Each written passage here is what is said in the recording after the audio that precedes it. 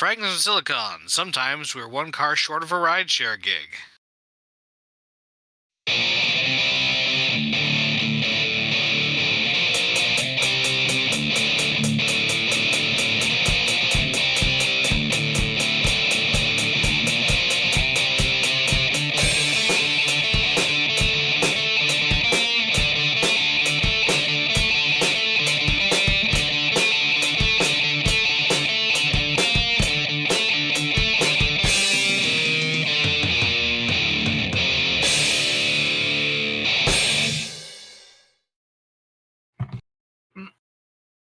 All right, welcome to another installment of Fragments of Silicon. Your host Adam, joining me as always are Petty and Golix. I suppose before we start the personal news, a bit of a unfortunate show announcement. Not this one, but there is no episode of Moonhawk Studios Presents this week because, well, I'm not going to sugarcoat it. Mac is in trouble again. And now stop us if you've heard this one before. Like, am I wrong? No, you're not. Like, anyway, the long and short of it this time around is apparently his car got repossessed yesterday. Like, and he was about, I don't know, $1,000 behind on payments or maybe the insurance, something. All I know is he needs $1,000 to get the car back. Like, and I'm honestly not sure if that's happened yet. Mm-hmm. Like, I mean, Mac didn't mention anything about the car in his latest message. He just said that we weren't having an MSP show this week because he didn't sleep for obvious reasons and he was too tired. And Variety. Well, he did say that he wouldn't be doing it if he didn't get the car back, probably. So, but there are certainly accessory reasons too. Yes, it was more his fatigue that he mentioned. Like I said, he could have gotten the car back and he was still tired. You know, we don't know.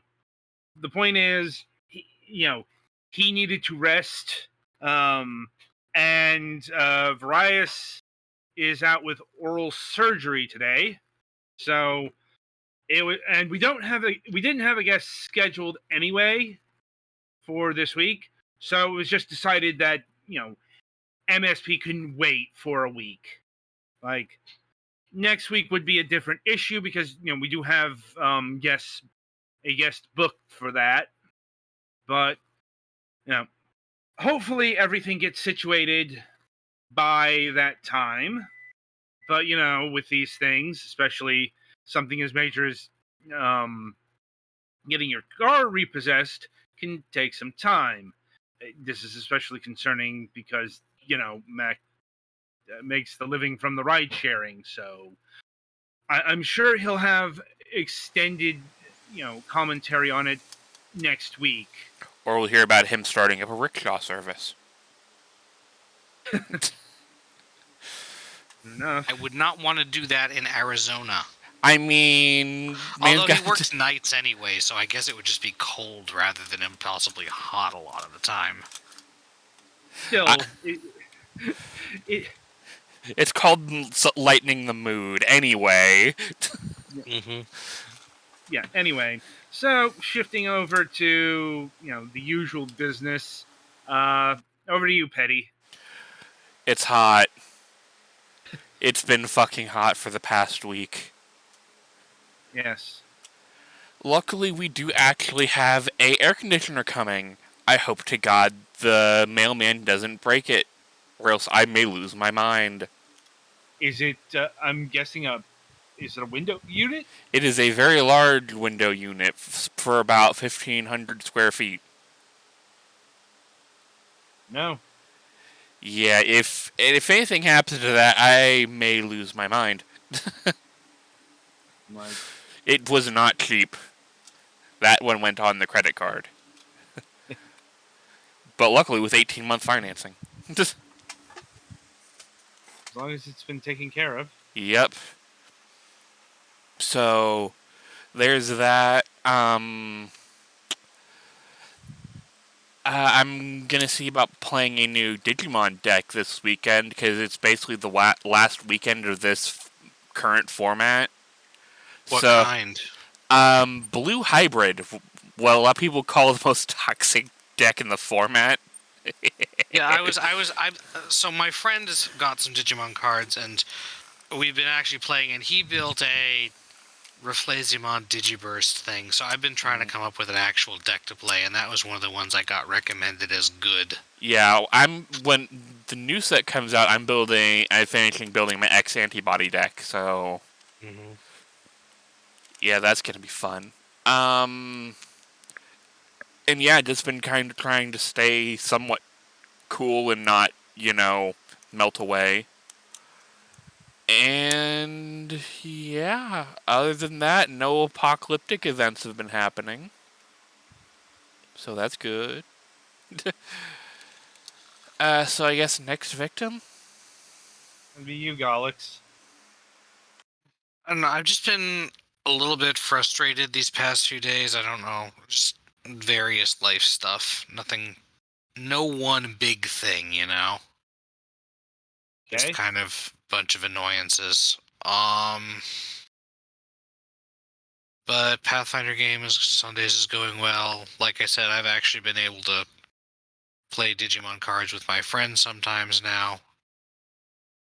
Though again, I'm bad at doing deck building unless something really grabs me, and most of my favorite Digimon are either obscure or not final stage, so it's hard to do them in I the mean, they card game. still don't have my Lunamon yet, even though I have a playmat made.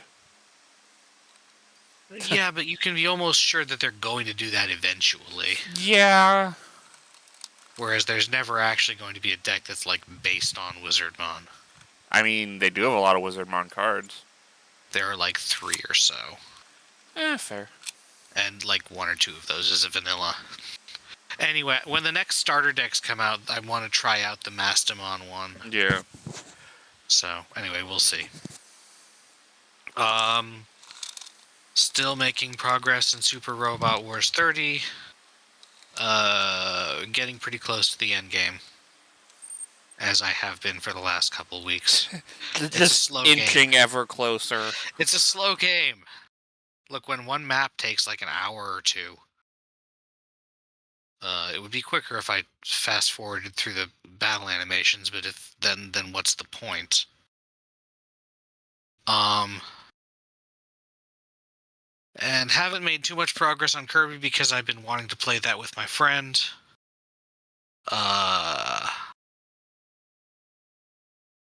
Yeah, not much else, I don't think. Okay. Anything else? I think I'm good. I need to schedule a doctor checkup and a dentist appointment soon, I think. All right. But, nothing serious. Well, I guess it's my go. Let's see. The most notable thing is my mouse broke a few days ago. Scroll wheel stopped working. So ordered a couple of replacements. First one was a wireless mouse, and I don't like those because they can die when they are unplugged. Yeah. And especially some people have decided to take after Apple and put the charging port on the fucking bottom. Not that one. All right, fair enough. But I also got a wired one here. It's not as heavy as the previous one. As it was $10, so it doesn't have the metal bottom, but it's weighted enough where it's not sliding all over the place like another mouse I have here. I actually have a lot of gaming mice located around my place. Yeah, it's weird. It's almost like you game on PC or something. Yes. So that's been fixed, and I can play first-person shooters again. Woo! More on that later. Cough, cough, wink, wink. Yeah. Well, I'm done with Nightmare Reaper. Just got tired of the performance issues. Mm. Unreal Engine and my computer don't get along too well. Yeah, it's your Intel chipset. Yeah. Right. Anyway. And yeah, I think that's about it for news from my corner of the universe. So, merrily we shall roll along to the interview portion of the broadcast. And joining us once again is Stephen Frost of Digital Eclipse. Hello. So, how are you doing tonight? Not too shabby. Can't complain for the middle of the week, I guess. Good. Right. So I think it's been about 6 months since you've been on the program last. Yeah, that sounds about right. Time has gone by pretty fast. I remember we were speaking about the imminent release of the Lion King and Aladdin DLC. Right. Yeah. Oh yeah. So yeah, that would have been a little. That would have been a little while ago. Is it still there? Yes. Oh, Adam, are you having problems? did I? Fun.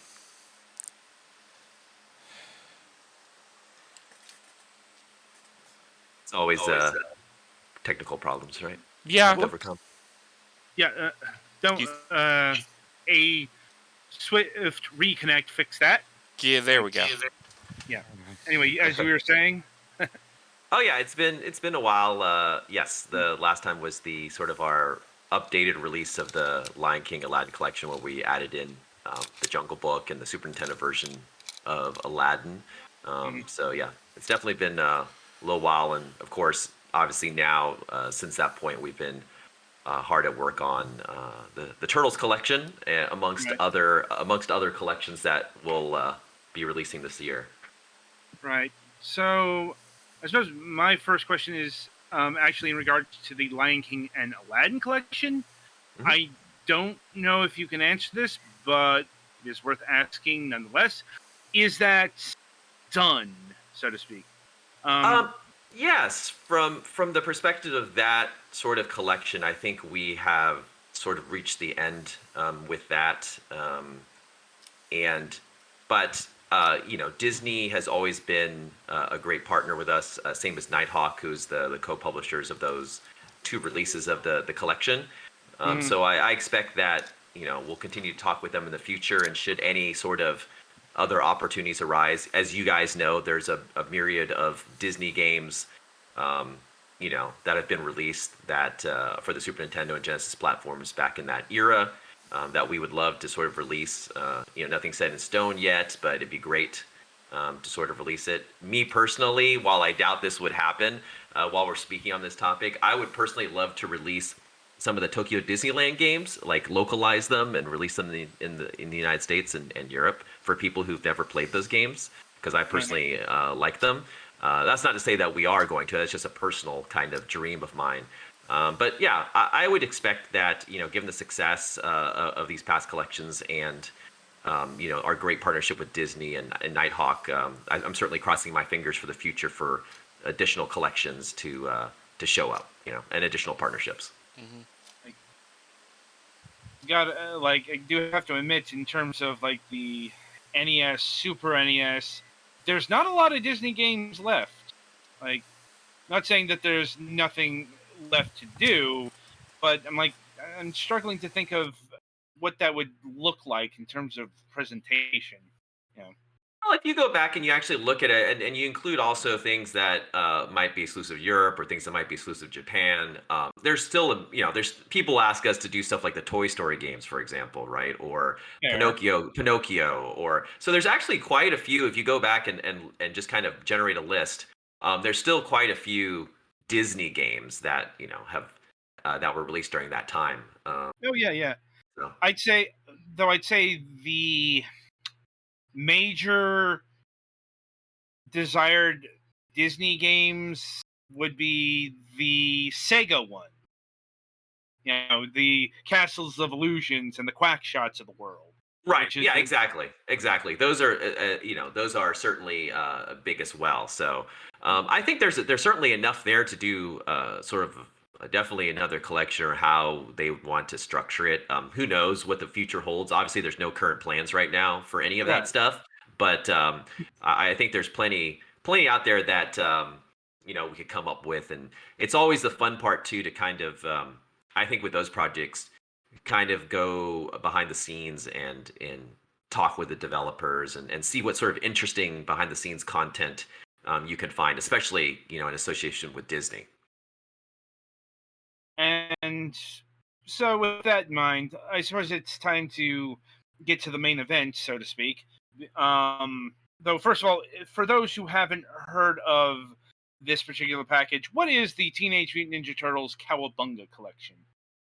Well, in its simplest terms, it is sort of hopefully delivering on the dreams of a lot of fans out there who have grown up on the Teenage Mutant Ninja Turtles in some capacity over the decades. Hmm. But what we've have obviously tried to do is similar to our past collections, is put together a nice assortment of the most popular and sort of fan favorite Teenage Mutant Ninja Turtle games, and bundle it up with, of course, the a lot of the expected quality of life improvements, as well as behind the scenes content. And things like that, as well as online play. And at its base, the collection is comprised of 13 games with also 11 Japanese versions of those games. So we have both versions for sure. And then, like I said, a lot of additional sort of options and quality of life improvements, the things that you'd expect in a collection from Digital Eclipse, such as the anytime save load, the rewind, and things, the watch movies and stuff like that.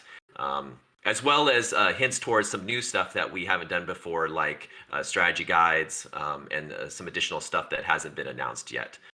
But yeah, that's basically it in a nutshell. Okay. And yeah, like, I know that we are a bit constricted in terms of what we can talk about, but there is quite a bit to talk about just here, Mhm. because 13 games is, by definition, a lot of games for a package. Like, Yeah, and I think that was, just to throw this out there, like it was a very conscious effort to include a lot of games. I think whenever we can with a Digital Eclipse, we always push to include as many games as we can. I know sometimes collections come out with either very few games or very limited behind the scenes content.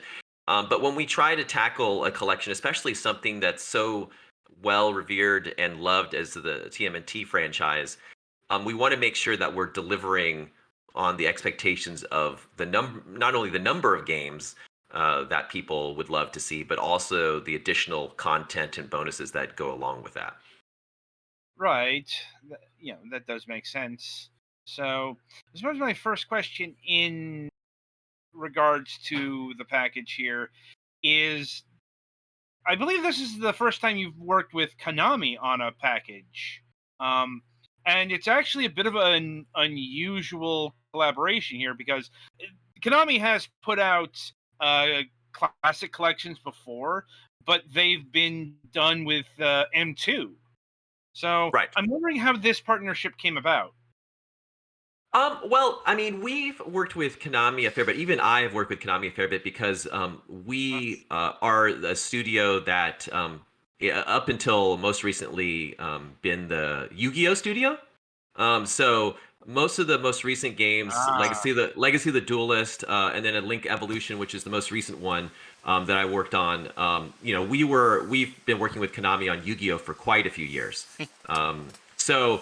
Uh, so that's, most people don't know that because it's sort of under our other Ocean brand, which is our, right. our non sort of, classic retro brand. So yeah, we've been a big Yu-Gi-Oh partner with Konami for a while and made some of the most successful Yu-Gi-Oh games, which is always awesome. And it was a fun, those continue and always have been a fun project to work on. But we've always been in chats with them about potential projects that would make sense for sort of our level of expertise and things like that. And these discussions go on, and we've been talking with Konami for years and years about different things, even in the past about the Contras and the Castlevanias and things like that. Hmm. Just through virtue of timing or availability of us, or situations within Konami, they sometimes have decided to do some of these collections in a smaller scope way with either, like you said, M2 or like themselves internally in some situations. But Turtles was always one that was a big one and is a property that is predominantly sort of a Western, Europe and North America kind of property.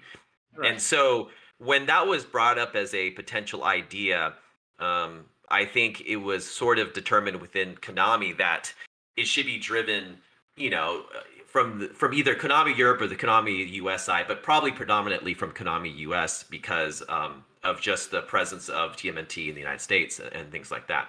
So once that sort of was, I assume, sort of determined, and we have such a great relationship with the US side of Konami, as with the other ones. But it seemed like, just from our past experiences working with them, obviously it seems like they were happy with all their Yu-Gi-Oh stuff. They know our pedigree with the various collections, and a lot of the folks at Konami follow Digital Eclipse quite religiously and buy all our collections and things like that. So it's very, very well known within the company in that regard.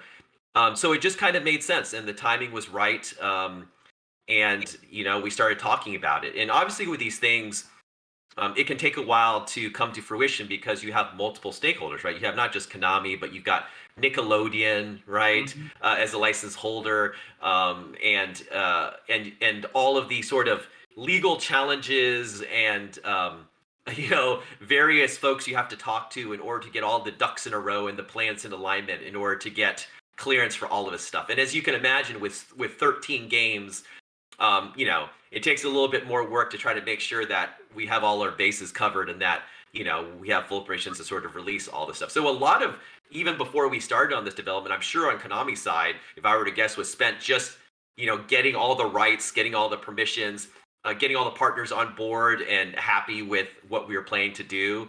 And, that always takes a while. And so, and during that time, we've just been talking. And so it sort of made sense. And like I said, they've always been happy with our work in the past.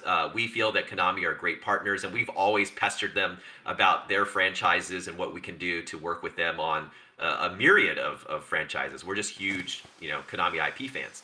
And so, like I said, the plans kind of came into alignment and everything worked out. And then, we got hired to do this wonderful collection.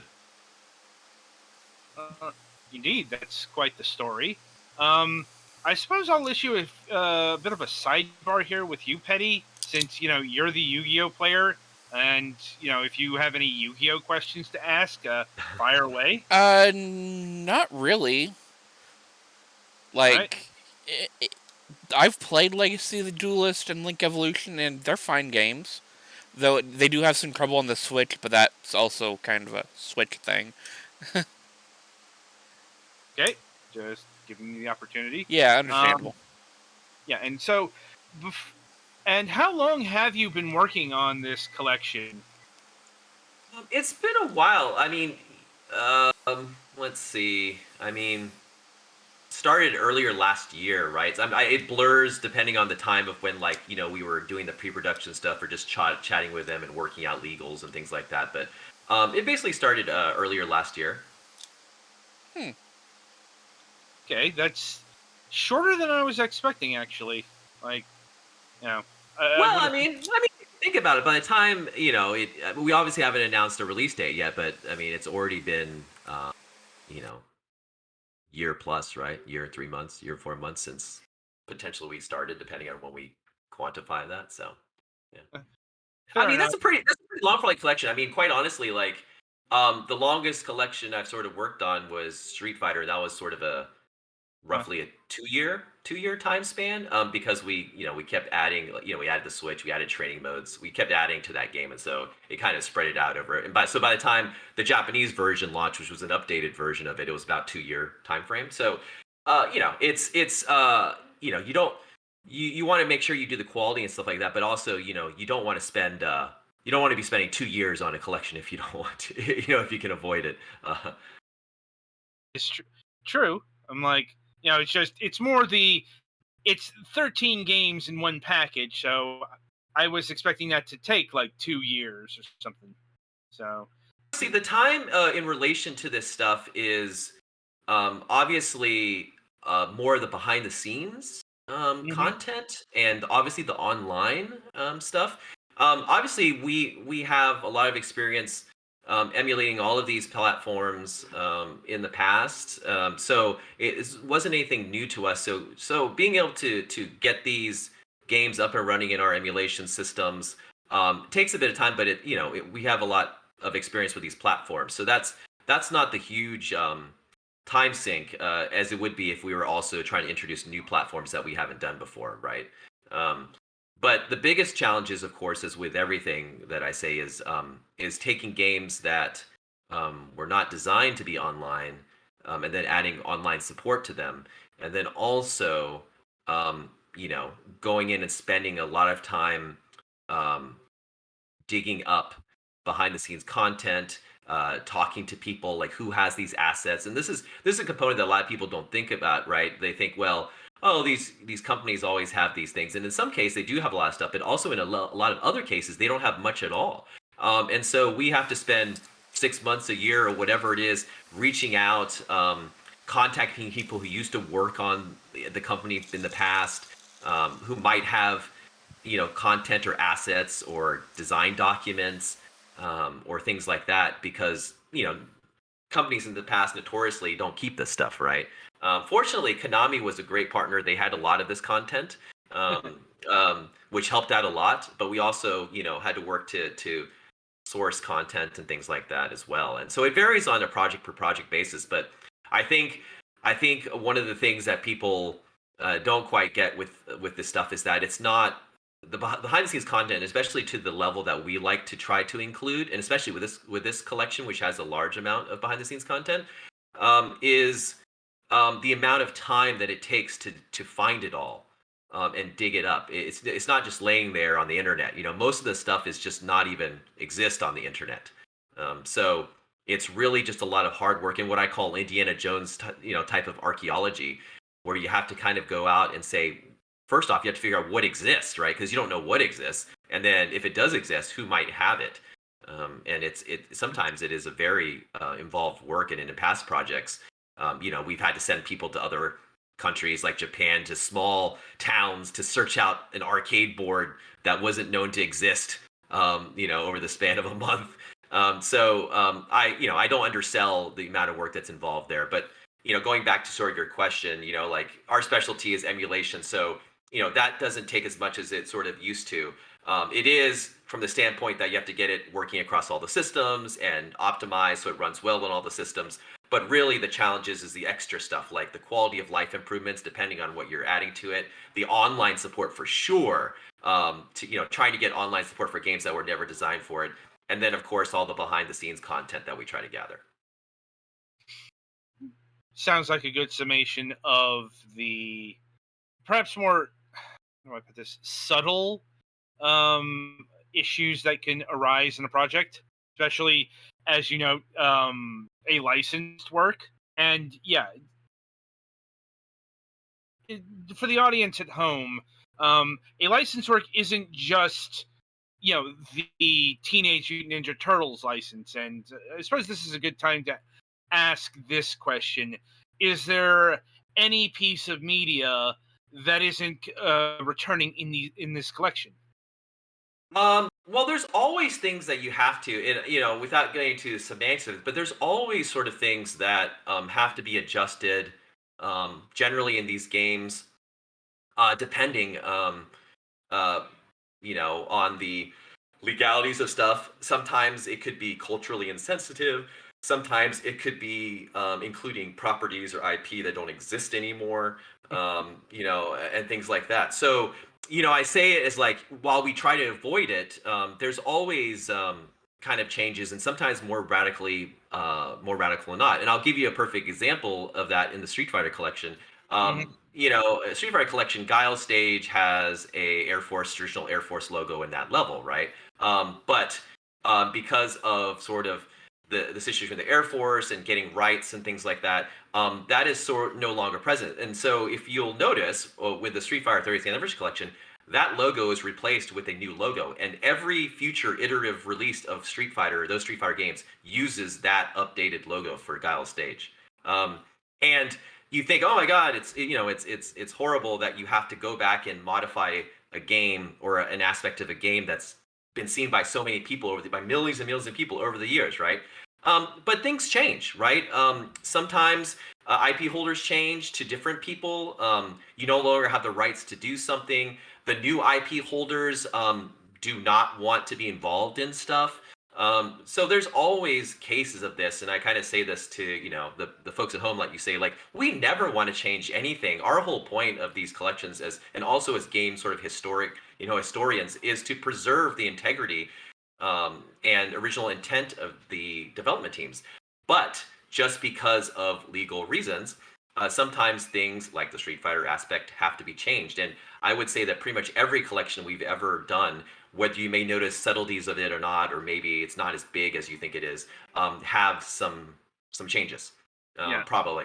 And there's just no way to avoid it, right? There's no way to avoid it. So, yeah. To give some examples in the Turtles collection that I do know are occurring is, for example, Teenage Mutant Ninja Turtles 2, the NES version, isn't going to have the Pizza Hut logos, from my understanding, because, as you said, that's from another company, and that was from a promotion that they were running in 1990, and yeah, especially like exactly, the pizza, exactly, and the ads and the coupons and things like that, which are always funny. We had internal discussions about Pizza Hut and things like that too. But I will say, again, without going too many details, that we always try to reach out to everybody, Right. to give them the opportunity to be able to include stuff in here. Obviously this is going to be a big collection. It's going to sell well. Why wouldn't you want to get your brand out there? It's just that sometimes companies, and I'm not saying Pizza Hut in general is this, but some people don't understand the games industry. They don't quite understand the scenario. Again, it was a different time. They have different management now. So they may not care to be involved, or they may care to only be involved in a minor form. So yeah, that unfortunately happens all the time. Jumping back to sort of Pizza Hut, yeah, I mean that's always the case, right? With brands like that, you never quite know, depending on who's in charge or what their priorities are, if you're able to partner with them, or not. So. Yeah. And another issue that frequently arises is music. Once again, another Turtles example.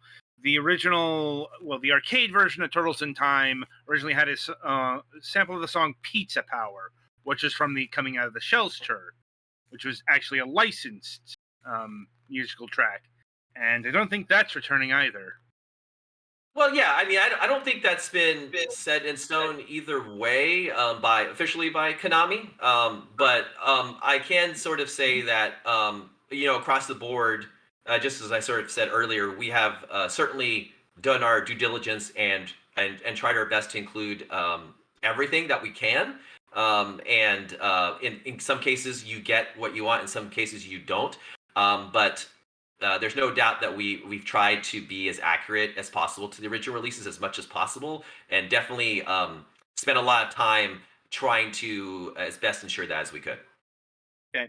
Biggest graphics one I can think of actually that comes up is the Red Cross logo.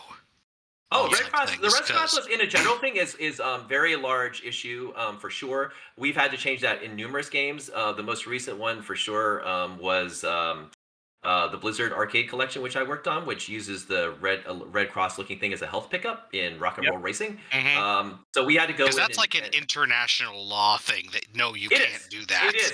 Yeah, you cannot do that. Exactly. And even if you can get permission to do that, sometimes a lot of first parties still won't allow it, just because of its connotation as far as connection to that. So yes, there have been several games in my career, even in the last 5 or 6 years, where we've had to painstakingly go in and remove every instance of the Red Cross logo. So yes. Right. So moving on from legal issues to, well, I'm wondering if you can speak on this. Was there any consideration given to the computer ports of some of the early games? Like the original NES version of the Teenage Mutant Ninja Turtles came out on a slew of 8-bit computers, one of which is particularly infamous, the DOS version, which is actually uncompletable in normal gameplay because they made a level design choice that they shouldn't have. Right. We always consider stuff. I mean, in the case if we were to include that, we would have, we would have fixed it. We fix a lot of things that are inherently broken. Right. I'll give another example that there's a lot of things we fix that people most don't even know unless you're a hardcore fan. Like, even in the Street Fighter collection, which I go back to, Guile's handcuffs, which is the notorious thing that you can do with the Model 1 of the board, which we retain. But one of the combinations of Guile's handcuffs causes the arcade game to crash, to lock up. So obviously, from a cert sort of scenario, you can't have a crash that can be caused by something that the player does intentionally, right? It's just a general rule for first parties. And so we actually went in and fixed the Guile's handcuffs so that it won't crash. It just resets the game. So most casual Street Fighter people never notice stuff like that, and we do that stuff all the time. But if you're a hardcore Street Fighter fan, which I appreciate, one of the first people to try that stuff to see if we left the Guile handcuffs in there, was able to do it, and he's like, "Oh wow, they even fixed the crash." I'm like, "Yeah, that's what we do." In the case of that sort of PC game, we would have fixed that and sort of other issues. But to get back to your question in relation to the different platforms, yeah, I mean, we always look at all that stuff, but we also look at the games that I think mostly resonate with people and the fans in general, and typically that is the console versions of games, right? That's where a lot of this stuff comes out. But we always consider the computer games of stuff. Oftentimes, those can be a little bit, depending on the platform, a little bit more challenging from a user interface perspective, as far as like, going into the games and how they're handled generally. But I think that when we start these projects for every collection that we do, we kind of go through and we list like all the games that we feel, are important to include, or we feel personally that we want to include individually and things like that. And then we kind of formulate a list and we work it out with the publishers about which ones we feel are most key to the collection and would make sense with the most number of fans. And that's where this sort of list kind of came from. And at least fortunately with Turtles, I think we settled on a nice variety of games, and also the number of them, which I'm proud of, because I think a lot of these collections, you get like a handful of games or half a dozen games or something like that, and they call it volume 1, right? And then we'll say, okay, next year we're gonna do volume 2, right? But we hate that. So we try to get it a large chunk of games in every collection, and so I'm glad Konami were on board for that. But yeah, we look at a lot of different games, but you have to kind of draw the line in the sand at some point. People tweet me on the team like, "What about the GBA games?" Like, well, yeah, okay. What about the PS1 games? What about the Smash Brothers-esque TMNT game, right? There's a lot of them, and some of them aren't the greatest, and some of them are okay, and some of them are good. But you kind of have to start at the beginning and tell the story, which is what we like to do. We'll tell the story, right, and the natural evolution of these games, and these games that we've concluded in the collection kind of deliver what I feel is kind of this first phase or wave of TMNT and its sort of growth in the public from a gaming perspective, from the very beginning, all the way to a certain number of years later. Yeah, I'm like, speaking frankly, I think this collection is obviously not definitive, but it's the best representation of the Teenage Mutant Ninja Turtles classic franchises you're gonna get, because it's got pretty much all the classic games. I know it's not all the classic games. The biggest omission here is Manhattan Missions, but I also understand that was like a externally developed PC game that might have had its own rights issues. But Yeah. outside of that, it's like you got every classic game here. Yeah, and part of that is, like you said, part of it is rights. Not everything is rights, but there's generally always a reason behind it. Or it might be a situation where like the rights to a game are a little bit nebulous, right? We don't really know for sure who owns the rights to certain aspects of it, and no one can confirm who owns the rights. You know what I mean? Not to say that any particular game was like that, but that's always a scenario that you can sort of come up to, that, over the years, the IPs have passed hands to hands to hands, and no one's even sure who actually owns the rights to certain aspects of it. So that's always a problem too. I got friends who could tell you stories, like who've told us stories, like Mr. Kick for one. like. So yeah, not a surprise there. Like I said, in fact, I was surprised that you managed to like dig up all the Game Boy games because Yeah. That's this what you'd expect from a typical Turtles collection would be like the main four, let's say, or something like that. So, you wouldn't see like Hyperstone Heist or the Tournament Fighters. Those are kind of like you do the second collection around those. Right, exactly, and that's something we wanted to avoid. And we all have sort of reasons to sort of want to do it, and like including, I'm a big Sega fan and stuff like that, so I always fight for inclusion of the Sega versions of stuff. And I'm also a fighting game fan, and so I know that from a fighting game community, Tournament Fighters is not a huge thing, but there's a very dedicated following of that game. For sure, and and play it religiously and regularly and things like that. And so I wanted to sort of like make sure that at least they were included in there, right? And supported. And while this may not be the the hardcore fighting game collection of Turtles, I at least wanted to be able to make sure that if you're a fan of TMNT, that there's something here for you. And even if you came into TMNT, say, playing Tournament Fighters, we've got all the versions, the three main versions of that here. And not only that, but, we've got online for the Super Nintendo version of it. Indeed. That's a good segue to the online functionality. Because I know there's been a bit of consternation around this. Because if I'm remembering correctly, 4 of the games have online multiplayer. Yes. Yes, the 2 arcade games, Right. Tournament Fighters, and then Hyperstone Heist. Yeah. Yeah, I think Hyperstone Heist is the one that people were scratching their heads over versus the Super NES version of Turtles in Time.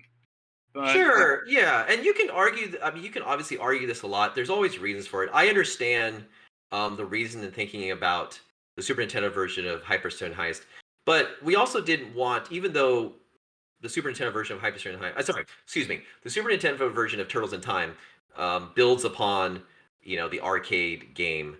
No doubt, it adds a lot of additional content, but it's a 2-player game, and a lot of people got their start playing TMNT in the arcades. We wanted a situation where a larger group of people could play.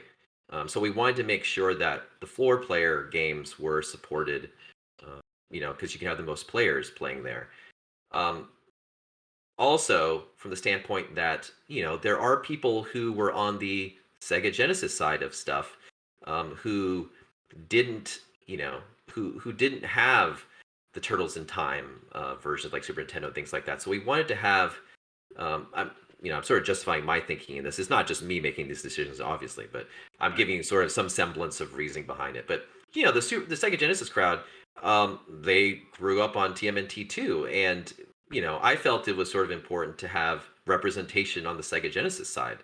I wanted to have a version of the game that those people who grew up with and were familiar with and loved could play as well, and might not have ever owned Super Nintendo. So, like, if you view it from that side, it kind of makes sense. If you view it from the standpoint that everyone has every single console, of course, it's a different scenario. But that wasn't the harsh reality of life, back in the day. You generally had one or the other, and so I wanted to make sure that we weren't leaning towards one side because, for example, having the 2 arcade games and then having 2 Super Nintendo games, for example, kind of, I'm sure we would have heard it from the Sega crowd, like, hey, I'm a TMNT fan too. You have no representation online for Sega Genesis. Why is that, right? And we would have got hit with that stuff. So I tried, I think we all tried to sort of come up with a fair balance of it. We knew we wanted to have Tournament Fighters be online because of the virtue of it being a fighting game. So that made sense. And of course, I think personally, and I think most people would agree that the Super Nintendo version is the sort of the definitive de facto version of that game. Even though the Genesis one is quite different in quite a few ways. So we had the Super Nintendo representation. We wanted to make sure that we had the arcade ones because of the 4-player support. And so did it seem redundant to both have Turtles in Time Arcade and Turtles in Time Super Nintendo? And yes, like I said before, I know those games, the Super Nintendo version is enhanced version. In some ways it's better, but it's still 2 players. So it seemed kind of a waste to also have Turtles in Time and a Super Nintendo version similar to it with less players also online. And we knew we needed to have we wanted to have Tournament Fighter, so that was a Super Nintendo representation. And then that left like, well, we should really try to have some Genesis representation. That's where sort of Hyperstone Heist came in. Certainly get the logic in the choices made in terms of what platform got what. And I suppose the additional question to that is, why not also have the Genesis version of Tournament Collection online and the Super NES version of Turtles in Time online? I can guess the answer, but I know I've seen this question asked. Yeah, I mean, people say it's time, but it takes a fair amount of work, right? You have to remember that these are games that were never designed to be online. And in a lot of cases, we don't have access to either the source code or it's a general thing. I'm just making a general blanket statement here, but like, we don't have access to a lot of the source code or original tools and things like that the original team have. So we have to do a lot of work in like sort of overlaying stuff, to hook up to the ROM, either hacking or modifying the ROMs for detection and stuff like that. There's a lot of work that goes into it that, most people don't think about. Like, when you going online, if you're starting a match, like how does the game know when a match starts, or how does the game know when a match ends, or when someone's defeated? And a lot of other different variables about components of it. Like, how do we handle a game where you're online and someone dies and just quits out? And then you're stuck with a character there. What do you do? Like, what do the other people do? They're just kind of stuck there because they have a zombie character so there's all of these scenarios that you kind of have to worry about and handle, right? That people don't really think about because they're just used to playing the game locally, and it's like, oh yeah, you can just throw it online. But there's all these sort of other things that you have to keep in mind as far as setting up these games in order to be able to be not only viable online, but be able to handle all of sort of the first party requirements for like people leaving and people joining, and and keeping track of like when if someone starts mid game, right? Because in the arcade versions and some of the other home versions, people can start mid game session, right? So how do you handle that? And what if they leave, like I said? So there's a lot of these other challenging areas that most people don't think about that you have to sort of overcome. And you have to overcome it with a game designed for local play and not online. So a lot of time is spent on the online side of stuff, just getting stuff working properly with these older games, feeling properly, and then also functioning within sort of the requirements of each platform, right? The Switch is different than the Xbox, than the PlayStation or Steam or whatever. So there's a lot of this background work that has to go into that takes time. So there's that, which I was talking earlier about why online takes such a long time. But also, and I've said this in the past, and I still sort of stick with it. It's that over the life of this project, if you were to add online to all 13 games later on in the life cycle of this product, there's going to be so many games that people can play, and as the audience diminishes, like 2 years from now, you're going to have less and less people being able to play it per game. And so you're going to be bouncing from each game to each game, saying like, is someone playing this? Is someone playing this? Is someone playing this? When you sort of limit it a bit to a more manageable number of online games, that means your whole remaining online audience 2 years from now are just focused on those 4 games. So you have a greater chance of finding someone to play with for a longer duration of time over the span of the product, if that makes sense. So the more games you have that are available to use, the more the audience is split amongst them. Whereas if you sort of consolidate a little and have it very focused, you have a greater chance of having an online community playing these games for a longer period of time. At least that's how I feel. I mean, it would be madness to have online in all the games here, if only because, several of them are single player experiences only. Well, outside of that, I say obviously like the Game Boy games and things like that. But you get my point. Yeah, from I know. yeah. It's just a bit of a weird statement at the surface level there. It's not like they don't have local co-op, right? Yeah. Yeah, I mean, all of these games have that from a standpoint. I mean, the Game Boy games are obviously single play, but the rest Yeah. of the games are, aside from TMT1, for example, on the NES, it's like they're all predominantly two-player games, at least. Yeah, because the franchise is about the whole thing is about team. So Yeah, and that's also part of the reason why we really want to make sure that the two arcade games are on there, because the online experience that represents the full team, right? I think it was important to have that represented as well. Yeah. And I'm also assuming that this precludes having additional online functionality added later in a patch as well. It doesn't limit anything. Obviously, Yeah. video games are a business, and and I think Konami is in this sort of resurgence phase of listening to its fans, and we always listen to our fans. So I never say never. You could easily, if this game does amazingly well, this collection, and then like there's all this feedback, like, man, we love this collection. It'd be so awesome if you could either add more games or add online to more games. We would love to do that. We love working on Turtle stuff. There is no doubt we would jump at the chance for that. But there has to be sort of a solid reasoning behind that, right?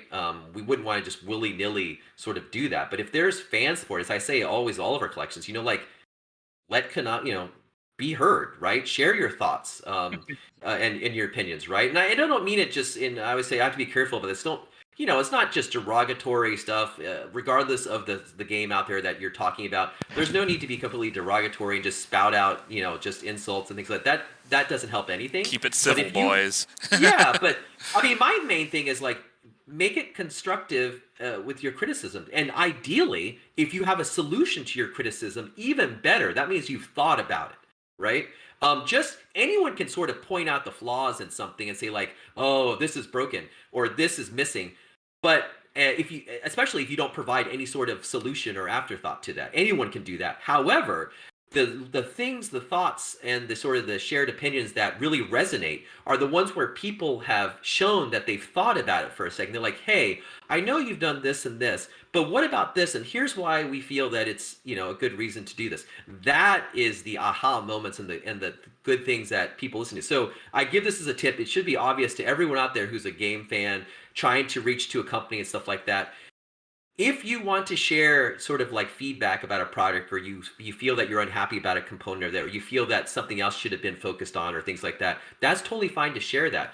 But if you also share your thinking behind that, or a possible solution that you've come up with behind that, your odds of being heard and it being acted upon is infinitely greater. So I just give that as sort of a 2 cents out there for folks. But to sort of go back to your question, obviously, we would love to work on more TMET stuff. We love working with Konami; they're awesome partners, and Nickelodeon has been great as well. So there's no reason for us to not want to come back to this. But it just really depends on if there is a audience interest for us to do so. Okay. So my next question is, I'm not sure if you're going to be able to answer at this point in time, but in terms of the online functionality, will it be cross-platform? I don't think we're talking about any of that stuff yet. So, yeah, I probably could not comment on that. I will say, and this is not sort of pushing your response in one way or the other, yes or no, but I will say that having experimented with cross-platform play, like with Samurai Showdown, we did even like Epic to Steam cross-play. It is it's very challenging. It's very difficult. There's a lot of, and I say this again, a lot of behind the scenes stuff and things that you have to do in order to get it to work properly and to follow the rules of each platform. As I'll give you an example, like obviously, for most first party people, if you are playing on one console and you're playing against someone else on another console, it has to be known what platform you're playing it on from some perspective, right? But you can't say, for example, on PlayStation use an Xbox logo. You can't just show that. So you have to come up with clever ways of representing the different platforms on each different platform. And then you have to be able to like do things like, okay, I only want to play with PlayStation people. I don't want to play with Xbox people as well, or Steam people, or Switch people, and things like that. So I only say this from the standpoint that there is a lot of work that goes into cross-platform play that most people don't think about. It is very, very difficult and very challenging for a myriad of reasons. So hopefully, when collections do come out or games do come out that do support that, people embrace them and appreciate them, because I know from firsthand experience it is challenging. Good to know. Good to know. And yeah, I've heard that cross-platform play can be a nightmare to implement depending on what you're doing and how you're doing it.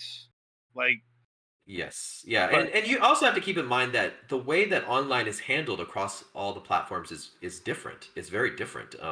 So the way that it may seem the same with from a game per game basis, but the way that you build out the online structure and your systems for each platform are very different. right. And I know that like there are some tools out there that can help facilitate that, like Unreal Engine and Epic Online Services comes to mind, but I'm struggling to think of anything that would be in the emulation space, so to speak. Yeah, EOS is pretty much the only main way, even though it has this challenge. We used EOS, which is Epic Online Services, for crossplay between the Epic Store and Steam Store on Samurai Showdown Collection. Right. We have experience with that as well. So yes, that is pretty much.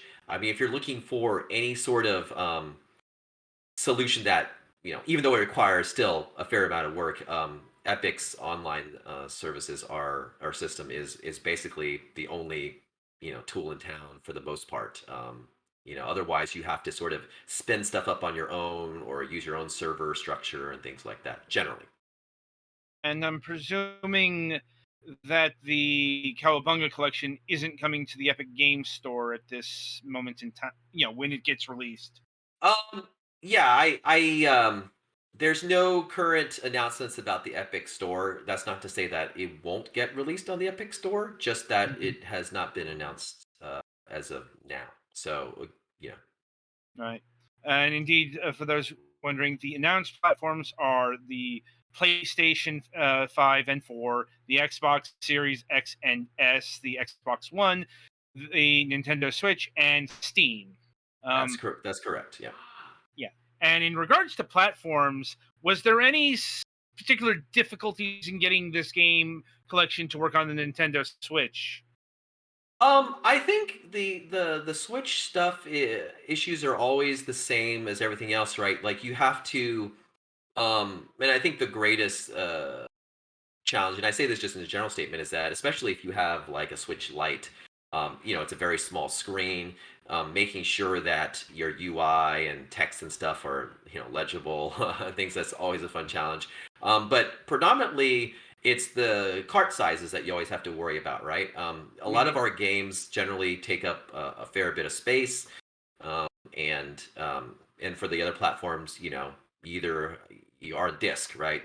You have up to 50 gigabytes or more depending on it. So there's a lot of space there. But Switch, you have to get a little bit more creative in how you compress stuff and do things. So I think that's if I had to say one thing about the Switch is we just had to get more clever in how we squeeze all the art assets and content and things like that into a cartridge.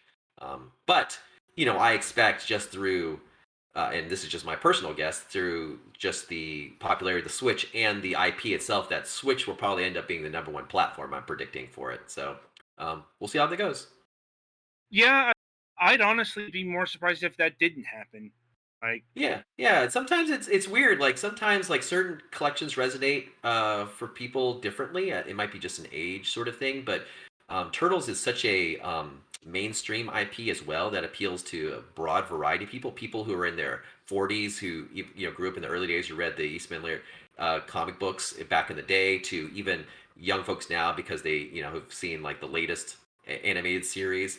And so it touches a lot of different ages and a lot of different generations of people. So just through that, I think that's where the market, where the Switch really excels. So we have a lot of high hopes for that. And generally, from my observation, I think the limited edition collector's editions sold out first on every case. I think on the Switch, if I remember right. So Once again, that sounds about right. Like, I suppose in terms of the physical editions, is that being handled by Konami themselves? yes, yeah. It's all being done by Konami for sure. Yeah, Yeah, there's no one else doing it. They were the because ones that decided to sort of come up with doing a limited edition of it, which we were happy that they're willing to do. And it's done extremely. I think it's sold out like 3 times now, and it's about on its way to for selling out for the 4th time, which is amazing. So that's awesome. yeah, um, because I know they've actually worked with limited run games with some of their other classic collections, like Oh yeah, limited run is not. Yeah, I'm a big fan of limited run as well, but no, limited run doesn't have anything to do with this collection. right. Okay, and does Konami look to be doing? I don't know what is it, a fourth round? No, I think this is it.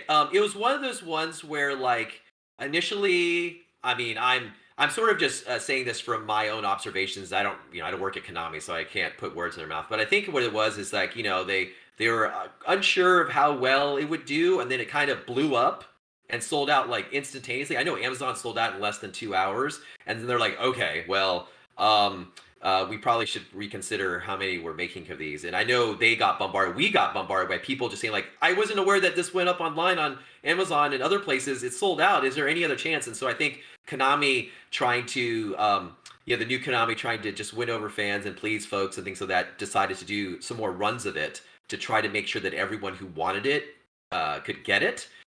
So I think it caught us by surprise. I knew it was going to be big, but I didn't think it was going to be that big. And then it kind of just blew up. And I think they were smart and decided to make sure that anyone who wanted it could get it. And I think that's where the additional runs came from. Yeah, I think that makes sense. Like, especially when it comes to limited editions of things. Like, Yeah, but I think this is sort of it. I think if I were to sort of guess, it was probably one of those cases where like retailers were like, okay, there's obviously a lot of demand for this. We need some more. Can you please make us some more? And then Konami's like, okay, we'll try to do it. But I expect this is the last time going back to the well. So I would say that if it's sold out, the moment it sells out now, I think that's it. So if you're out there and you're on the fence about ordering the limited edition, I would strongly suggest you get it if it's available in your area because I think it's going to be gone pretty soon, and that'll be it. yep. And for reference, what is in the limited edition collector set has let's see, exclusive Ken Eastman artwork, a physical copy of the game with original box art designed by Ken Eastman, cloth poster featuring his artwork, the adaptation of Teenage Turtles in Time, diorama of the 4 turtles, an animal pin set of 5 classic designs, and a full color art book of 180 pages. And it's an actual art book, not a digital art book. Yeah, it's a pretty big, sizable one too. We had, obviously we unearthed a lot of like art assets and things like that. And so I'm glad that they didn't sort of chintz out on the size of the booklet. I can't remember how. It's like 100 and something pages. I can't remember what it was, but it's a pretty sizable art book. It's not like the 20-page art book that a lot of these kind of collections have. Right. Yeah. Yeah, I mean, 180 pages is a lot of art. Yeah. We got a lot of art for this game, which is awesome. We always love art. I suppose in terms of, I don't know, collection goodie omissions, the one that sticks out for me is like no soundtrack, like no thumb drive or CD or anything like that there. But you work with what you can produce, I suppose. Insert joke about coming with a free pizza. Yeah, exactly. I would suggest I think what would have been cool was a pizza like mouse pad. I think that would have been good. or like a sewer, something around like a sewer, lid. Or I guess in keeping with the series as a whole, maybe an action figure. Right. Yeah. Because there were a lot of turtle toys. Oh yeah. Very. Are. But then you'd Yeah. have to pick a character, and no matter who it is, someone would be mad.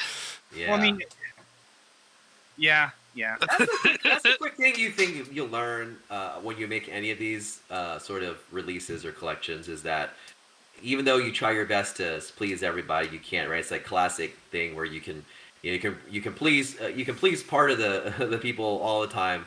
Some of the people part of the time, but not all the people all the time. So there's always going to be something that people want, or be a game that they've played that aren't in this collection and things like that. But all we can sort of do is try our best to please as many people as we can within obviously reason, and hopefully we accomplish that. Right. Anyway, so the box set here is listed going for $149.99, which is definitely going to be cheaper than the scalper price because let's be honest, this will be appearing on eBay. Oh, it already has. I think after that first sellout, I think people were already trying to like sell it for like $300. So sounds about right. But of course that is the limited collector's edition. Yes. And also nice that it has the game there, which some of these collector's editions don't do anymore. Looking at you, Ubisoft. Yeah, that is an interesting thing that to have a collection edition that doesn't have the game in it. But I know what you guys mean. I've seen some of that stuff in the past as well, and I always thought that was kind of weird. And I'm not quite sure why they do it like that, but there obviously must be a reason because they've done it. People have done it multiple times. So. Well, I think the intermediary step was probably contains a digital code for the game. Yeah. Or whatever. But yeah, like some of the Ubisoft collection, limited edition collections just don't have like any game, like no part, no disc, no code. That's just head scratching.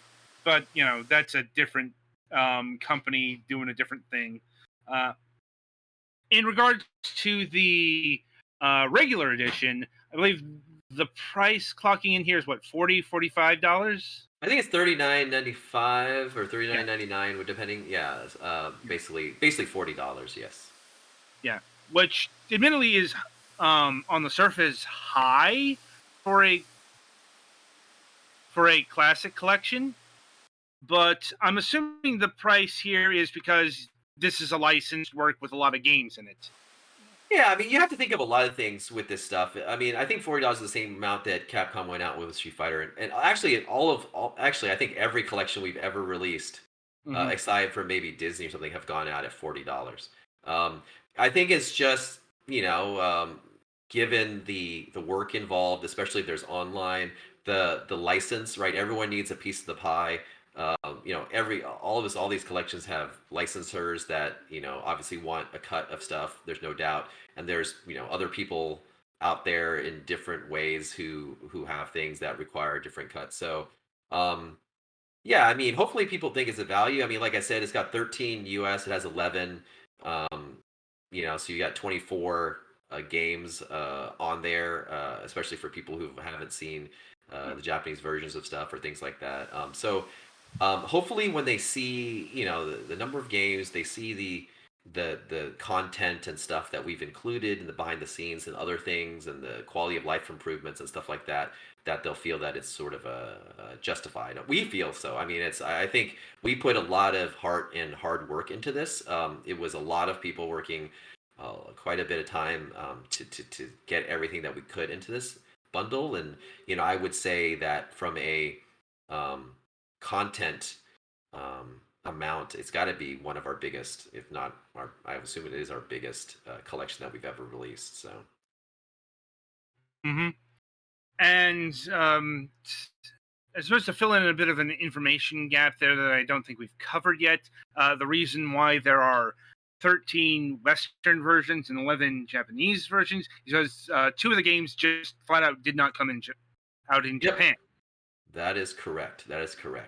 For sure. And so I think, in some ways, the Japanese audience will get a slightly bigger benefit from this collection because they'll be able to play some TMNT games that were never released right in their country. So I expect it'll do well over there too.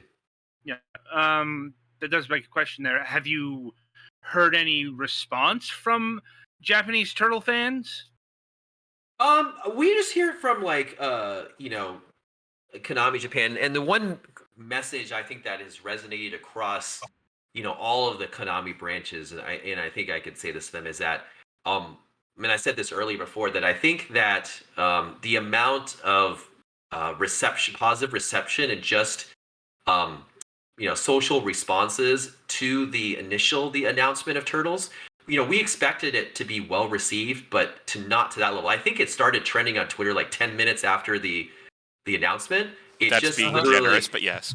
Yeah. I think it really blew up, and it reached like Japan was like, wow, okay, there's something big going on here.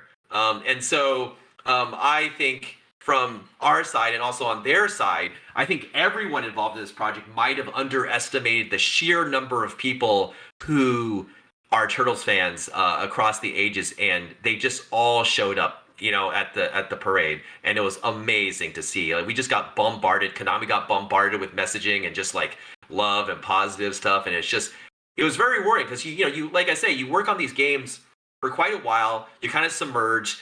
You try to do your best, and you hope that when it gets revealed and it goes out to the public, that people love it as well, and it puts a smile on their face. So to be hit with just the sheer amount of positivity was just like mind-blowing. And I tend to feel that like the TMNT audience in general, the community, is generally quite positive. I mean, there's obviously, with every community there's negative folks, but I feel that as far as communities that I have been sort of exposed to and engaged with and things like that, the TMT community is one of the most positive, like overall. I think they view everything in sort of a more positive light, and they may have issues in here and there, but overall they're very, very positive about it. I think that was really shown with the announcement. So I mean, to sort of answer your question, yeah, I think across the world, fans made it really known that they were thankful for this collection, and that it sort of delivered on nostalgia and their childhood and fond memories, and even as far as to Japan, where Japan came back, it's like, wow, okay, there's something special going on here,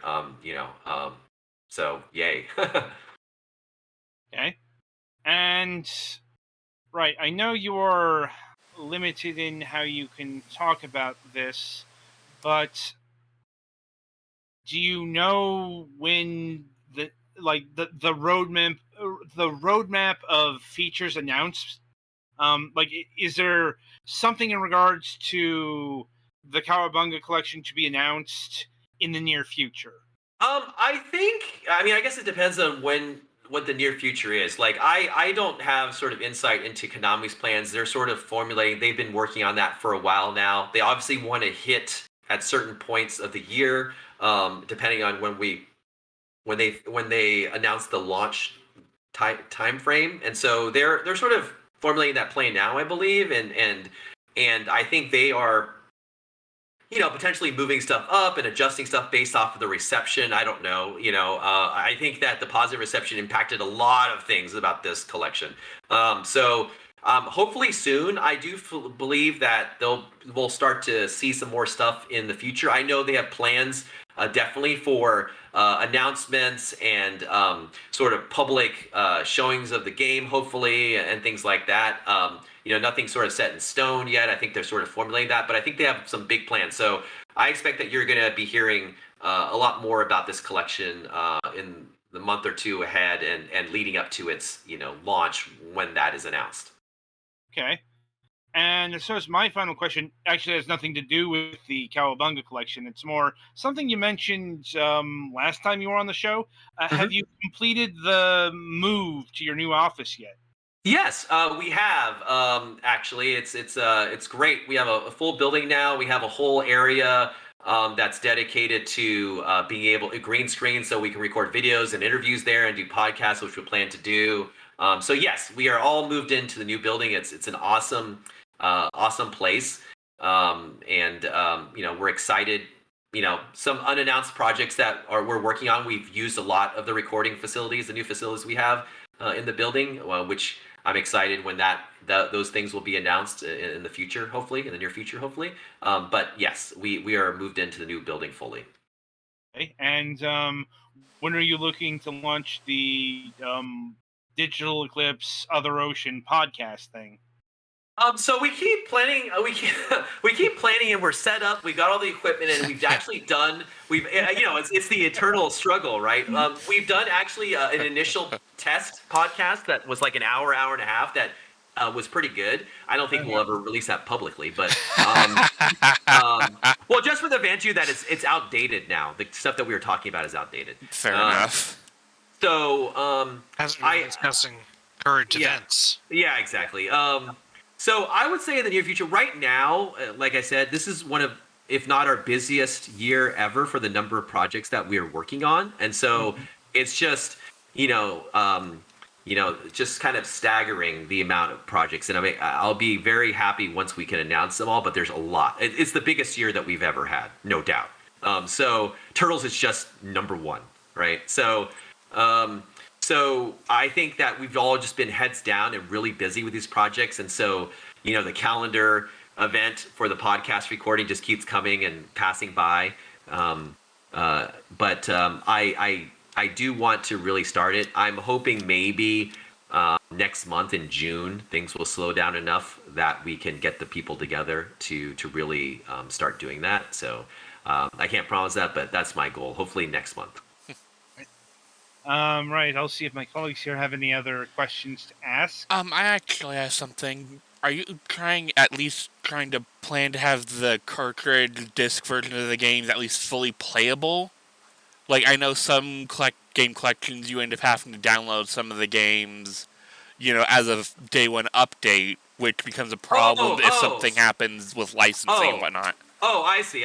You mean like specifically maybe like the Switch or something like that? Switch or disc. It's going to have all the games on it. It's not going to be like, oh yes, this contains five of the games, but you need to download the rest. No, we're adamantly against that. As people, part of our mission is sort of like is to be able to preserve these games in a way that you can keep it on your shelf, right? In some cases, obviously there's patches and additional content that just gets decided on post-launch that obviously cannot be on the cartridge or whatever, but we fight tooth and nail to get everything on the cartridge. So if like 10, 15 years ago you find this and you can still play it even if, like, say it gets delisted or something like that. Yes, exactly. Yeah. You may not be able to play online, obviously, because it's disconnected, but you'll be able to play these games. We always strive for that. We do not like the whole idea, because what's the point of doing all this work for this preservation stuff and to bring these games to modern consoles if when the systems go away or the online platforms go away that these games disappear? That's totally against our sort of our mission. So yes, all the games are on the cartridge. All right, I think that's it for me then. Okay, Alex. I think that was mostly my concern too. Yeah. All right, Steven. As always, it was lovely having you back on the program to talk with us in detail, as much as you could, with the Cowabunga collection. Certainly looking forward to its release, and maybe hopefully we'll have you back on the program whenever the next Digital Eclipse Classic Collection is ready to be talked about.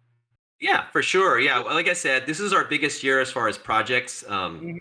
Especially on the Digital Eclipse side, there's going to be quite a few launched this year. So yeah, love to follow up. And, please, everyone, stay tuned for more Cowabunga collection news. There's a lot to share. Like I say, loosely, like this is one of our, I'll just say it. It's our largest collection that we've ever released. So, whatever that means to you, that's what it means to you. Take that as you will. But I'm excited to sort of share some of the stuff that we've hinted at, like the little sort of strategy guides. We're all about nostalgia and trying to like bring back that sense, that classic days that people had when they're looking at strategy guides and things like that. So hopefully these little additions, and especially some of the things that we've done for the first time in this collection, will bring back that magic of nostalgia for fans and kind of, put a smile on their face for at least a little bit of time. But thank you for having me.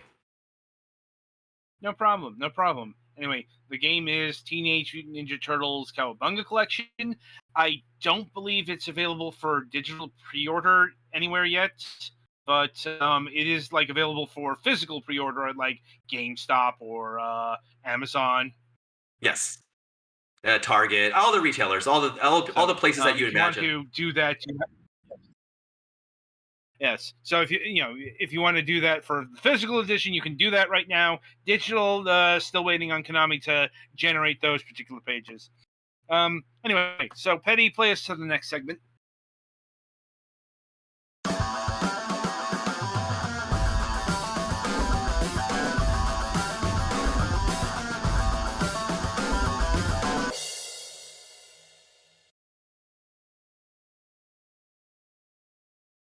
Since there's no MSP this week, we have time enough to do a topic of discussion this week. And this week we are talking about Shining Force 2. For a couple of reasons. One, it just got added to the Nintendo Switch Online expanded service, the Genesis portion, along with 2 other games. And also because just coincidentally, I had the desire to play Shining Force 2. Just kind of that weirdly lined up. And let's see, where to start with this. Well, I suppose with a bit of background. Shining Force 2 was one of, I suppose for a lack of better term, Sega's answers to Nintendo or Nintendo adjacent property. Examples would be Phantasy Star. This was Sega's big JRPG franchise. Now, I'll grant you, yes, this started in the Master System, and Nintendo didn't really have a JRPG until the Mother series, and even then, that's a bit of a shared IP thing. But Phantasy Star was definitely their answer to, at first Wizardry and the Black Onyx, but like Phantasy Star 2 forward, that's more an answer to Final Fantasy and more traditional JRPG fare that would appear on the Super NES. Because the Super NES and the Genesis were very different consoles, renowned for very different things. Now, it's not like, just the past couple of generations where, outside of like the specifics of performance and, Nintendo doing their own thing, consoles are pretty much the same in terms of the software library. Going back to like the 16-bit era, oh no. The Genesis, the TurboGrafx 16, and the Super NES had very different libraries, very different strengths and weaknesses. And where the Genesis was generally considered to be weak was in role-playing games of various sorts. And hence why I call these things Sega's answers. And Shining Force is in that vein. Shining Force is Sega's answer to Fire Emblem. And specifically, like Fire Emblem. You could also make the argument for Advance Wars, but, given the medieval setting, I'd say it's definitely a more direct response to Fire Emblem. And for the record, their answer to the Legend of Zelda was a few things, but most prominently the Oasis series. But I suppose the nifty thing about Shining Force and really most of Sega's answers here is we tended to get them. That is to say, areas that you would not typically get role-playing or strategy role-playing games would get these games. Yes, I know, like Crusader of Senti had some asterisk marks there, but this is more in general. But, like Phantasy Star came out in Europe. Final Fantasy, they didn't get a proper Final Fantasy game until 7.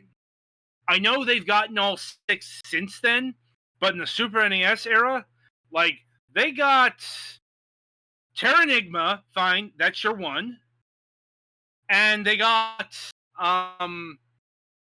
like, they got fucking Final Fantasy Mystic Quest. Only, like, it wasn't called Final Fantasy over there. You know, they didn't get, any of the Final Fantasies. They didn't Super Mario RPG. They didn't get, any of the Enix stuff outside of, the quintet material. There was a lot they didn't get. And likewise with Shining Force here, Fire Emblem we didn't get in the 16-bit era. It took until Smash Brothers and the GBA to make Fire Emblem even remotely a thing in the West. Sega, they're like, fuck it, we'll publish our SRPG Fire Emblem clone over here. And indeed, this was like my introduction to strategy role-playing games. Specifically, this game. It came with the Genesis collection I got. Not Shining Force 1, Shining Force 2, which is why I've always had a problem with getting into Shining Force 1. Because, the Shining Force 2 game has enough marked improvements where I always had a problem going back to the first one. Like, one of the biggest is this gives you an explorable world versus Shining Force. And a lot, like, not just the first one, but a lot in this. Like, Shining Force CD also does the interstitials followed by battles formula. Here you can actually move around on a world map, which is important because that means you can actually level up your forces outside of, the next battle. Yeah. So, if you're having trouble with a particular fight, and there are a few of them that will give you headaches, generally speaking, you'll be able to go to other areas and it's not quite a random battle because you'll be like replaying previous battles. Like, there's about 43 battles in the game in terms of what you actually have to fight. But some of them, when you see the flash that really shouldn't be there anymore because of epileptic people.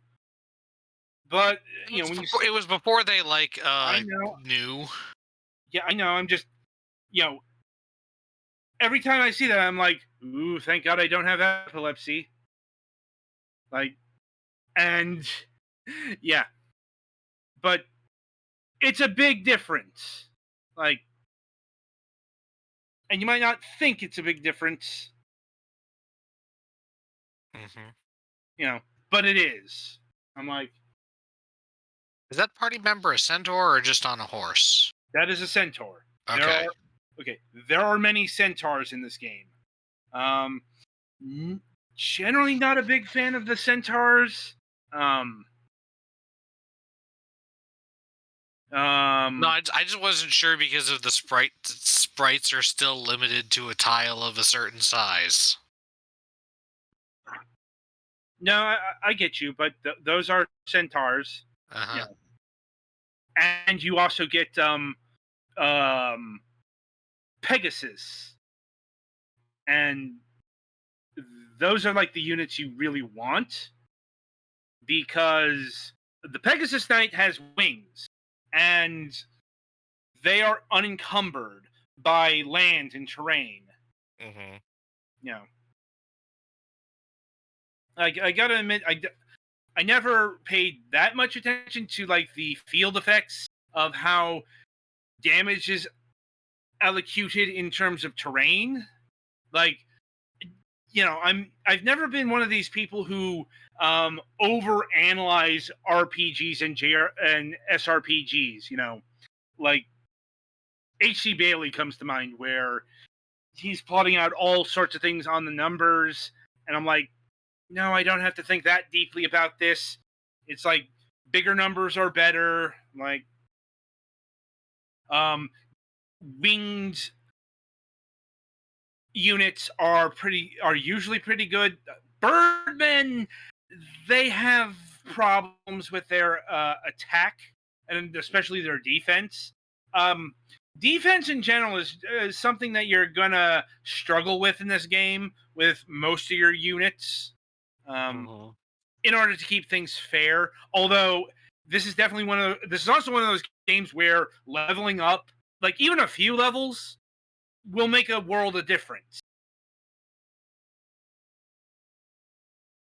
which is always nice. I never liked it when levels felt like, oh, I gained 5 levels. Yeah. A couple of my stats went up by like 1 point. Yeah. No, you definitely see the results of higher levels. And in terms of leveling up, this game does a particular thing which is actually endemic to the entire Shining franchise.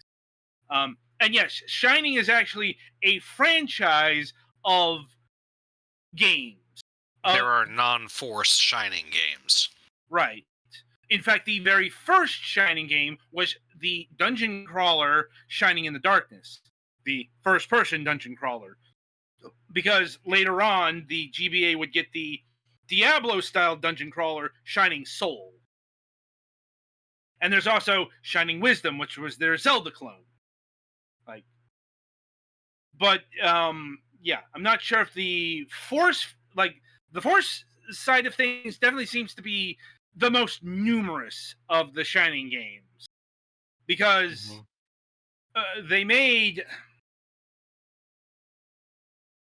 3 asterisk mainline Shining Force games. I say that because Shining Force 3 was an interesting case on its own, where it's actually 3 parts. What they did with Shining Force 3 is they released 3 parts which had a side of the conflict. And the thing is, we only got the first one of those. And it was probably a miracle at all that we got any Shining Force 3. Because of where Sega was at the time. And there's also bunch of Gaiden games. I think there's about 3 Game Gear side games, which were also compiled into Shining Force CD. I think that might have been in the first 2. That's the Sega CD collection. And then there's the Shining Force PlayStation 2 games, which we don't count because those were not done by Camelot / Sonic Software Planning. Yes, before they were making Mario Golf and Mario Tennis, and even before Golden Sun, this is what Camelot was doing.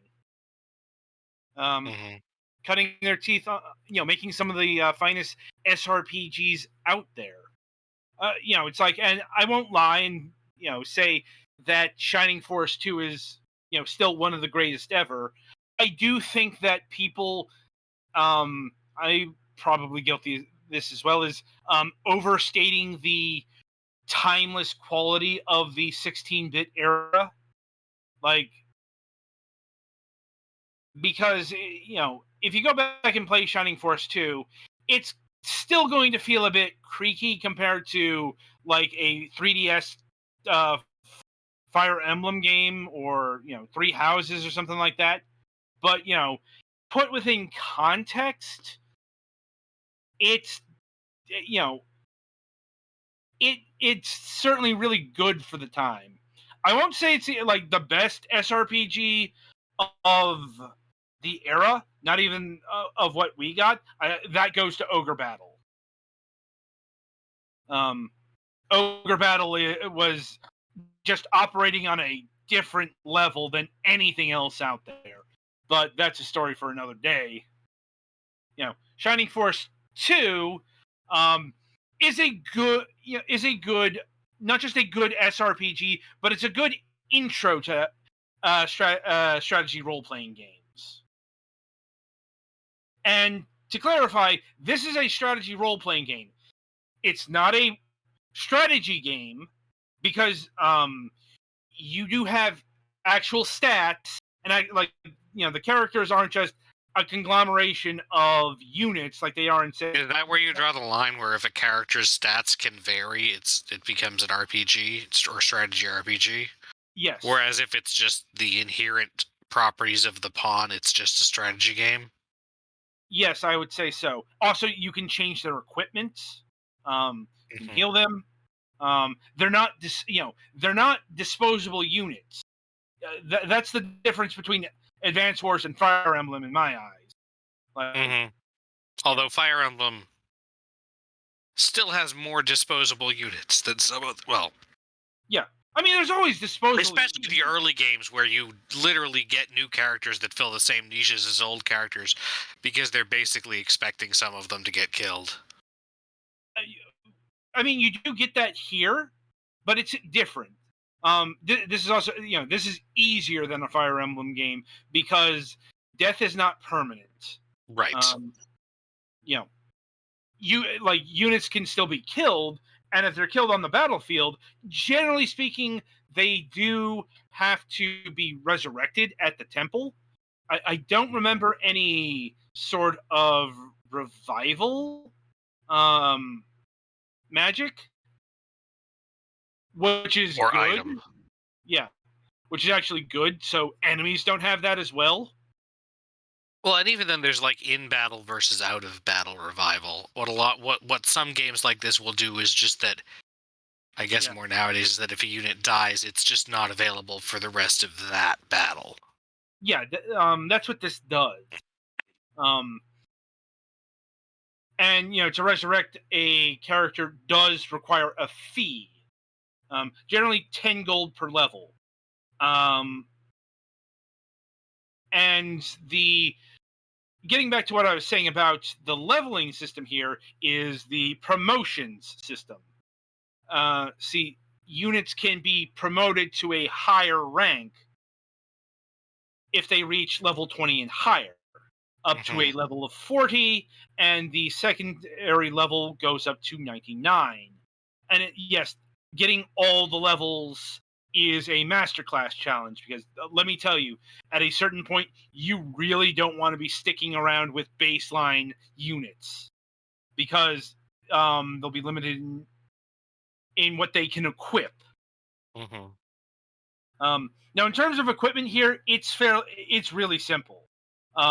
You just have to worry about the weapon in general. Outside of rings you find like in battle or on the ground, and this is also one of those games where hidden items are really fucking arbitrary.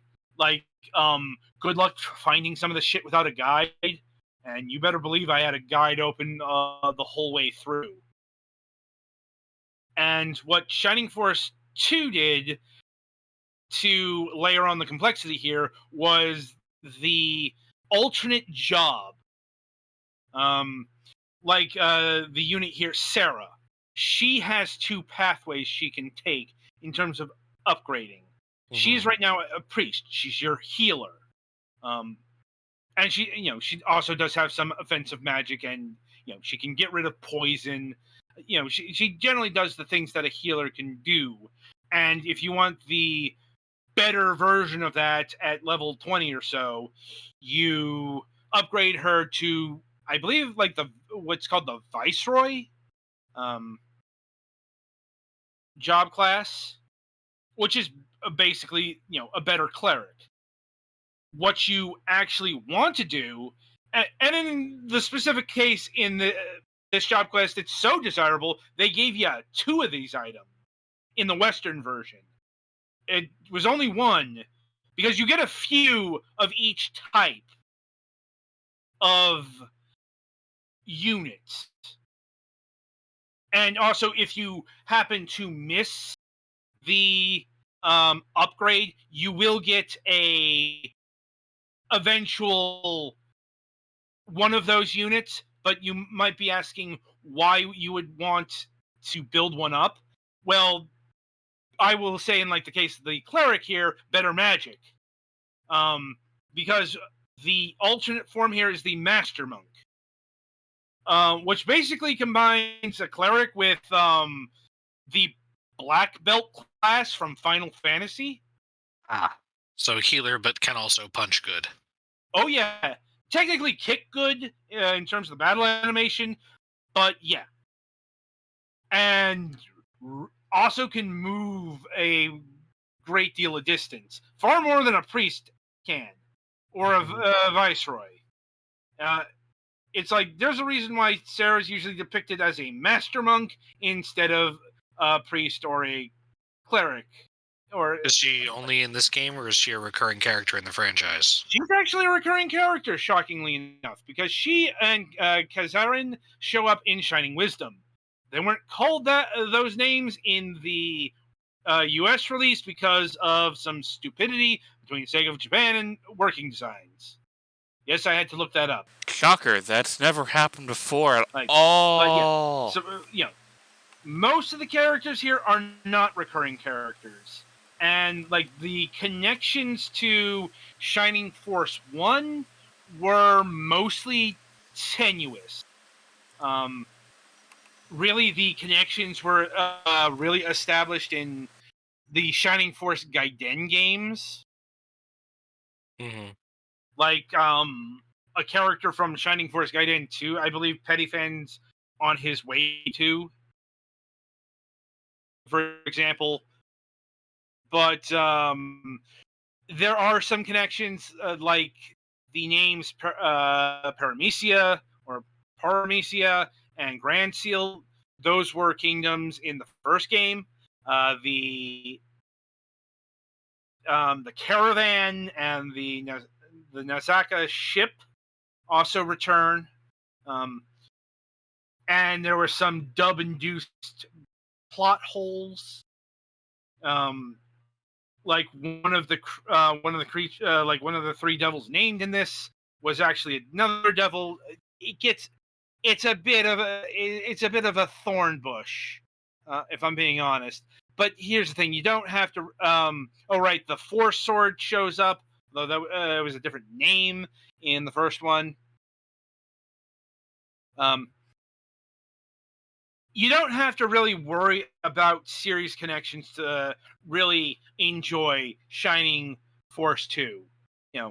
It's a fairly simple JRPG plot. Even by 16-bit standards, it's a bit on the simple side. What you're dealing with is, oh no, the great evil has been unsealed and is causing destruction upon the land, and has successfully kidnapped the evil princess. You will have to rally a force, a Shining Force, though oddly enough they don't call them the Shining Force in this one. They certainly use that name in the first one. But you've got to assemble a Shining Force to kill Xeon the King and his greater devils. Like I said, it's it's really simple compared to what like Final Fantasy VI and Breath of Fire 2 and even like Chrono Trigger. To say nothing of Ogre Battle. Like Ogre Battle's a really weird game for the time with just how much nuance it's got. Kind of had to have that because it has multiple endings and where losing is an option, very much so. But once again, here it's definitely more your standard 16-bit, defeat evil, save the kingdom, win over the girl, and which I know is another point of confrontation with the fan base, but that's neither here nor there.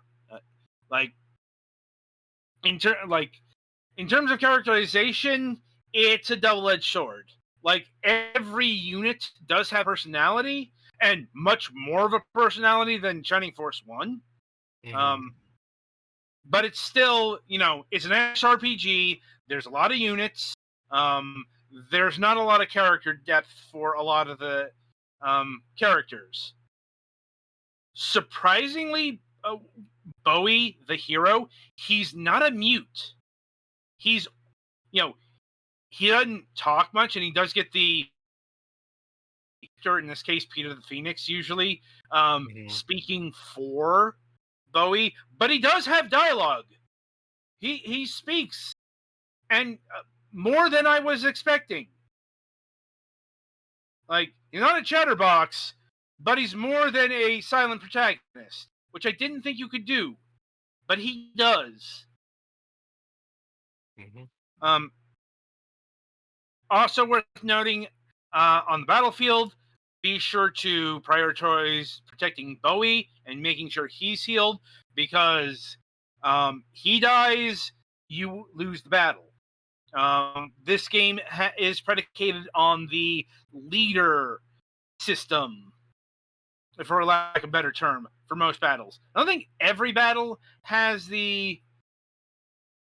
I'm not sure if every battle has a lead unit, but most battles do have a, either a actual boss or a unit that if you kill, will get rid of all the enemies. Though obviously not an easy thing to do in the beginning. In terms of magic, once again, fairly standard in some forms. Also, magic's going to be one of your main sources of healing, though there is a robust set of healing items. Then with the healing items, are they each has to be held by a specific character, and they have pretty limited inventories? Yes. If you're seeing Petty here, you are limited to 4 inventory slots per person. It's less of an issue than you might think. Like, especially when you can use magic to heal. But the problem with magic is magic recovery items, they are difficult to find. Not impossible, but they are difficult. Very difficult. The fairies tier will only restore like 20 MP units to your magic user. In terms of offensive spells, there are a few tracks. There's the elemental track, which is the your standard fireball, ice, bolt, lightning bolt attacks. And there's the summon track, which is you get to summon monsters. That's like the alternate for the sorcerer class, or no, the magician class. The sorcerers are the ones that can summon like Neptune and Adao, and so on. Apollo and Atlas is the 4th one. So,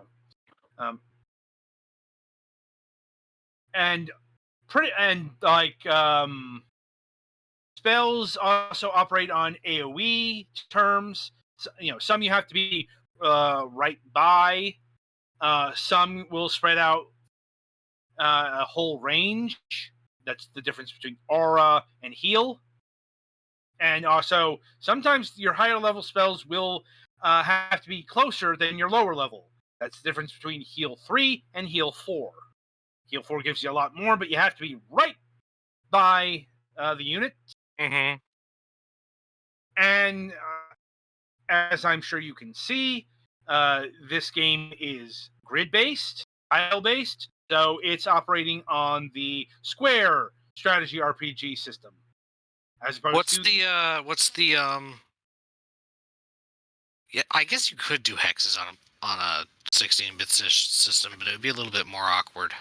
I mean, you can. There have been those. Like, Nectaris Military Madness is a hex-based 16-bit strategy game on the TurboGrafx 16. Worth checking out, actually. I'm mostly just thinking, the thing that came to mind for that was just number of pixels you have to make a hex. But the actual question I was going to ask is, this is one of the ones that has short attack ranges of like 1 to 2 usually, and decent movement ranges Yeah. For the most part. for most units. Yeah. Obviously, you have archers of various sorts who can be upgraded to either snipers or brass gunners. They're in these like weird tanks, which have a lot. The more you up the upgrades to those classes, you can fire from like more than 1 or 2. Also worth noting that the Centaur classes can do this with javelin. The knight classes, they can hit diagonally, so to speak, or from 2 squares away. If they have a javelin, they have a lance. It's only the 4 directions. Also, free tip for this game: get to learn diamond arrangements, because most attacks here, though some can breed a wide enough berth that makes this defense moot, but having units packed in tightly side by side, that is a recipe to get hit really badly with AoE. Okay, so there are AoE magic things. Oh god, yes. Like those exist in Fire Emblem, but they're pretty rare. I'm like, they are not rare in this. I'm like if you see a magic unit there, take them out. Okay. Fire Emblem is probably the closest comparison. Right. But I'm like, no. Of more commonly known strategy RPG franchises. I get that, but once again, this is clearly in the mold of Fire Emblem, but it's not Fire Emblem. Yeah, no, that's just the thing that's probably just the closest thing to compare it to. It doesn't mean it's the same. Right. Anyway, we should probably wrap this conversation up since it's almost 11:30. Right. So, any other questions, comments, or concerns on Shining Force 2 here? I think I'm good. All right. Yeah, I don't have anything particular. All right. So, yeah, that'll about do it for this week's this installment of Fragments of Silicon. It's not this week's installment because we do have another show to do. Yes, we do have a Friday show, as far as I know. The guest in question has not canceled or requested another delay. So, as of right now, on Friday, May 15th, we will be having Christian M. of Waterflame on the program. They are... I'm not exactly sure how many people Waterflame is. It's just Christian here, or if it is indeed more than one person. But Waterflame has worked on number of music projects, electronic music mostly, but has also done a number of video game soundtracks, including some prominent indie games like Castle Crashers. Pretty sure people have heard of this one, or Castle Storm, which was the the tower defense game from Zen Studios. Yes, the pinball people, and many other games. Looking forward to that. And on the Sunday reviews, let's see. This week we'll be having reviews of the Pirates of Gravite. Oh, actually, this is an impressions video because it's early access. My impressions are, I don't like this game, and I will get into why there. Hopefully they can fix some things. Bedia, Petty Fans game. Just Ignore Them. Brea's Story Tape 1, which is... I'm trying to remember if it's a sequel or a prequel to Just Ignore Them, which we've previously covered on... From what I've seen, it's like a side story prequel. Yeah. And Nightmare Reaper, another boomer shooter. This is the one I was talking about a few weeks ago. This is also in a subgenre. There's so many of these are in subgenres now. That's the roguelike boomer shooter. Because it's not completely random, but it uses a lot of procedural generation, which is close enough in these circumstances to get it the roguelike label. And, once again, no MSP this week. Hopefully that'll change next week. And until then, I shall wish you good gaming.